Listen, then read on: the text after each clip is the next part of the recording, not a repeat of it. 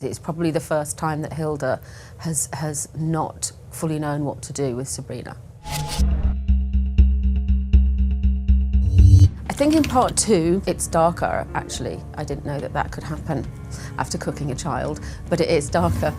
Part 2 is sexier, definitely. There's a lot more about the witch world, and the witch world is a very sexually active kind of world.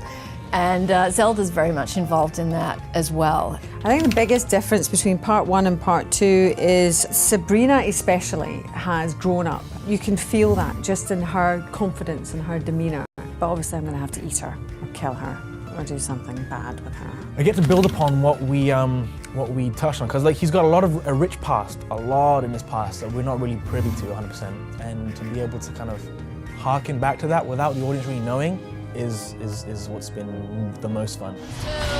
She had a dark baptism, and there's nothing we can do to stop her. Finish it! Hilda's quite confused at first by Sabrina's attitude change, and she's concerned by it because she also just doesn't know what it means. I'm gonna say it, sorry, Sabrina can be very stubborn-headed. You know, the consequences aren't necessarily felt by her, but felt by those around her, her family, right? It's Ambrose and her aunties that ultimately suffer for her mistakes, which is part of the hubris, which is, you know, part of like a character needs hubris. I think, you know, she's very proud of Sabrina, but she's also frightened by her independence and some of the decisions that she's making along the way. Some of the decisions she thinks are not the right decisions, and then she's kept in the dark about certain things that Sabrina is doing, and that definitely causes tension to see Sabrina as almost an adult in this world. For Madam Satan, what you see with her development, we find out why she's bad. Like, what makes people bad?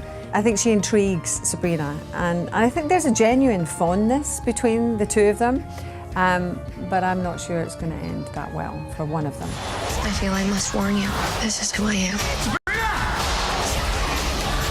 In part 2, Hilda and Zelda do both have love interests. Can't just happen for the young ones, you know. But their relationship I love because it's so up and down. I mean, it couldn't be closer. You get to see how they work together on things and how much Zelda really deeply loves Hilda and cares about Hilda as much as I think she gets annoyed by Hilda.